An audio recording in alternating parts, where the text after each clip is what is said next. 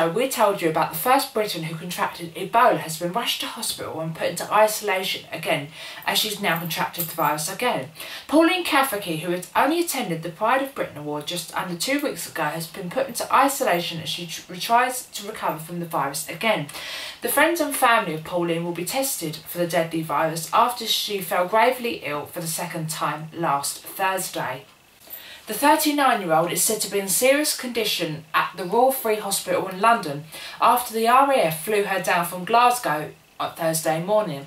This is her second bout of Ebola, and it comes 10 days after she received a Pride of Britain award from Lenny Henry and Carol Vorderman, and just a day later met Samantha Cameron in Downing Street.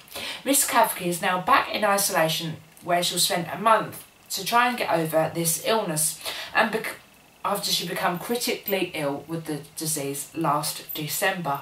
This for us is absolutely shocking news, because it was only just under 2 weeks ago that I was actually with Pauline at the Lorraine Kelly show, Lorraine on ITV. It's absolutely shocking to know that she's back in isolation, but all we have to say is we wish her the best of luck recovering, and we hope to see her well soon.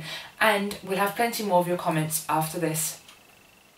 I have been Nicole Williams. Thank you so much for watching. Let us know your reactions below, and don't forget to subscribe. Thank you so much for watching. Bye bye.